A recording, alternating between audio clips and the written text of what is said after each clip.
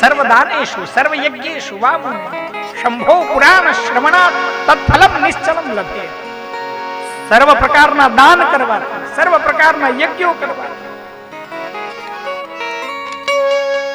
જે પુણ્ય એ પુણ્ય આની કથા સાંભળવા માત્રથી. અને તોય આપણને, જો હું આપણને કહું એટલે તમે બધાય નહીં હો, કારણ કે તમે તો સાંભળી રહ્યા છો, તમે તો બેઠા છો. આપણે એટલે આ જગતની વાત છે. એક માણસ એટલે ઘણા બધા. ઈ સાયકલ લઈને, સ્કૂટર લઈને કે ગાડી લઈને સવારે ટિફિન લઈને જતો રહે, રાત્રે આવે, બીજા દિવસે સવારે ઉઠે ટિફિન લઈને જતો રહે. આના હાટું તો ભગવાને આપણને નથી જ મોકલે એવો તો મને વિશ્વાસ છે. કમાવું પડે, ખાવું પડે, પહેરવું પડે, ઓઢવું પડે, બધુંય હોવું જ જોઈએ. પણ એ બધું ભાગ્યથી મળે ને તો સાચું.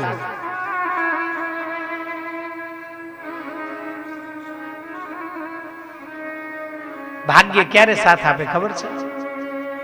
કા તમારા વડવાઓના પુણ્ય પાક્યા હોય, અને કા શિવની, ઠાકોરજીની, જગદંબાની દ્રષ્ટિ તમારા ઉપર થઈને નીકળી જાય તો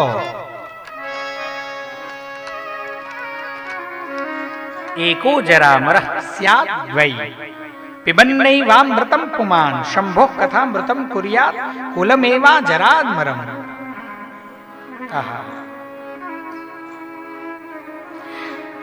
જેણે અમૃત પીધું છે, બોલો તમને અમૃત મળી જાય તો અત્યારે હાલ પીવું છે? છેલ્લે એક બેને આંગળી ઊંચી કરી.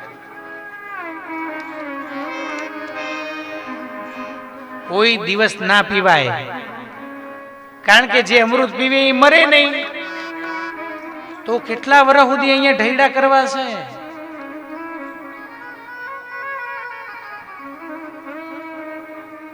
પણ જો આ કથામૃતનું એક ટીપું મળી જાય, એક બિંદુ મળી જાય,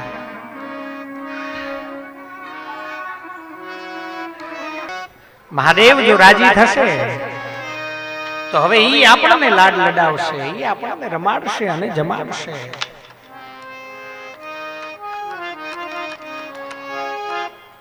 સદા સેવ્યા સદા સેવ્યા સદા સેવ્યા વિશેષતઃ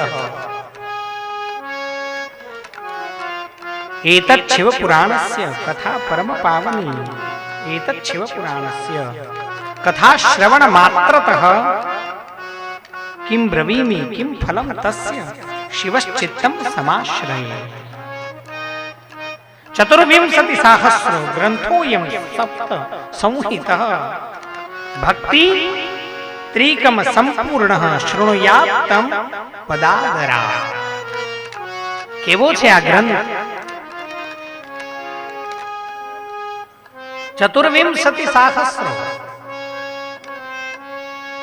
ચતુર્વિંશતિ સાહસ્રો એટલે આ ગ્રંથની અંદર શિવ મહાપુરાણમાં કેટલા શ્લોકો છે એની સંખ્યા બતાવી છે 24,000. ચતુર્વિંશતિ એટલે 20, ચતુર એટલે 4, 4 અને 20 કેટલા થાય? 24,000 શ્લોકોથી આ ગ્રંથની રચના થઈ છે. શ્રીમદ ભાગવતજીમાં 18,000 છે. એમ શિવ મહાપુરાણની અંદર 24,000 શ્લોકો છે. ગ્રંથોયમ સપ્ત સંહિતઃ, અને વળી પાછી 7 સંહિતા આ ગ્રંથની અંદર સમાહિત છે.